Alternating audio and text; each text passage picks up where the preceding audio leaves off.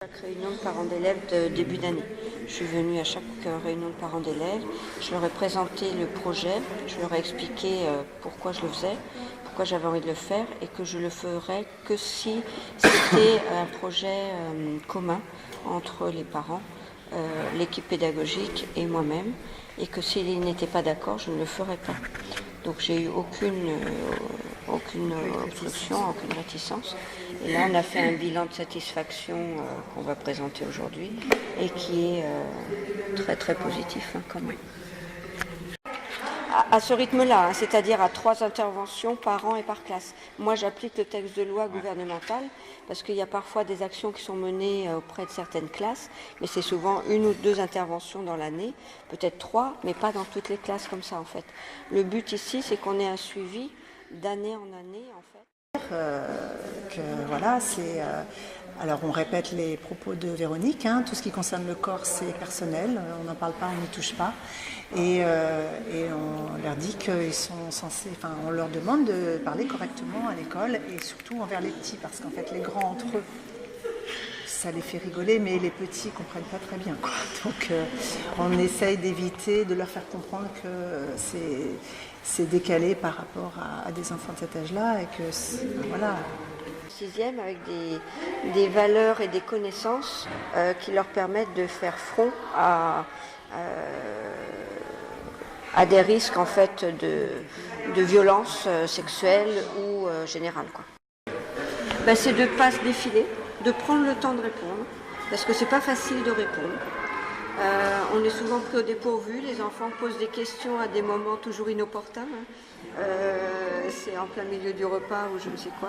Et donc de pouvoir différer la question si on n'est pas à l'aise avec la réponse, d'en parler dans le couple et de trouver une réponse adaptée dans le couple, parfois plusieurs jours après en fait, en différant la question, en disant écoute, c'est une question intéressante, mais là j'ai pas trop le temps de te répondre, mais je te répondrai demain ou après-demain, et de prendre le temps de réfléchir à sa réponse et surtout de dire des choses vraies avec des mots du dictionnaire, anatomiques, mais surtout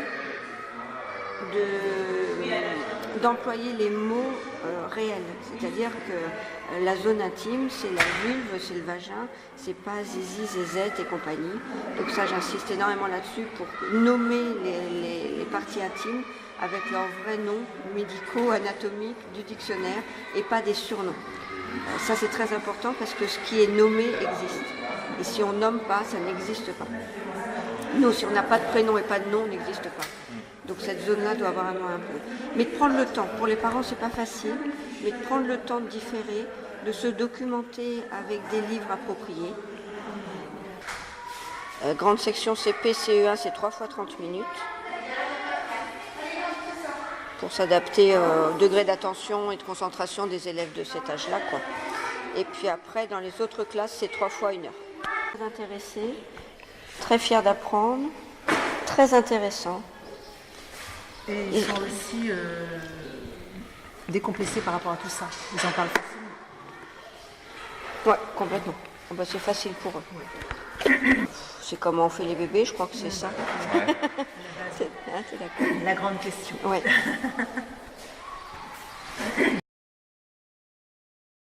D'avoir la vérité, de connaître vraiment leur corps, d'avoir la vérité sur la réponse à cette question-là.